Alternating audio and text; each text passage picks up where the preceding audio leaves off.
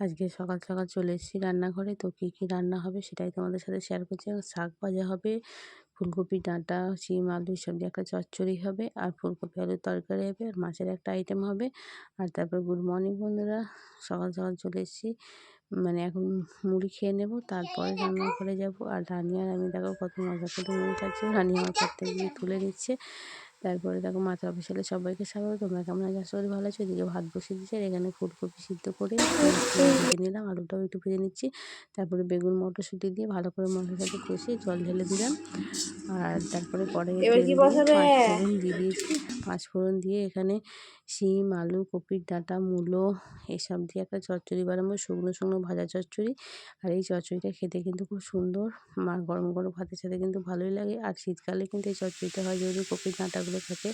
তারপরে ভালো করে নাড়াচাড়া করে একটু ভাজা ভাজা করে নিলাম। তারপর ওপর থেকে একটু মশলা দিয়ে দিলাম, আদা আদা জিরে আদা বাটা, জিরে ধনে গুঁড়ো 1 চামচ করে, লঙ্কা গুঁড়ি স্বাদ মানে ঝাল মতো, আর স্বাদ মতো নুন আর চিনি দিয়ে দিলাম। আর তার সঙ্গে দেবো সর্ষে বাটা। যেহেতু চচ্চড়ি হবে তো সর্ষে বাটা না দিলে কিন্তু হবে না, একটু সর্ষে বাটা দিয়ে দিলাম। তারপর ভালো করে দেখো মশলাগুলো এইভাবে নাড়াচাড়া করে সমস্ত মশলা কিন্তু ভালো করে মিশিয়ে নিলাম। তারপর দেখো একদম রেডি হয়ে গেছে। তারপর এটাকে নামিয়ে মাছের তেলটা দিয়ে চচ্চড়িটা আরেকবার কিন্তু নাড়াচাড়া করে নেব।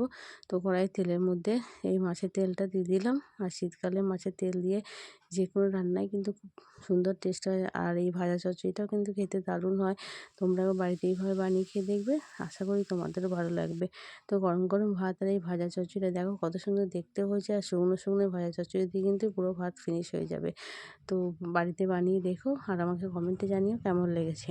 তারপর দেখো এখানে মানে পোস্ত বাটা আর সর্ষে বাটা, কাঁচা লঙ্কা চিরা, টমেটো ধনেপাতা দিয়ে আজকে নিয়েছিলাম লাইলন টিকা মাছ আর সিলভার কাপ মাছ। তো লাইলন টিকা সিলভার মাছের এখানে ঝাল বানাচ্ছি। আর রান্নি দুপুরে খেতে বসে গেছে। তো তোমরা চলো রান্নির দুপুরে কী কী দিয়ে ভাত খাচ্ছে।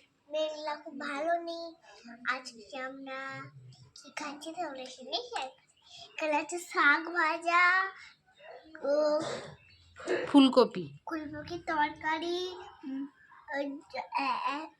মাছের ঝাল আর চচ্চড়ি আর ভাত। এটাই হচ্ছে তো ভালো আমাদের লাগে চ্যানেলটাকে অবশ্যই সাবস্ক্রাইব করে দিও, পাশে থাকা বন্ধুরা। টাটা, দেখা হবে নেক্সট।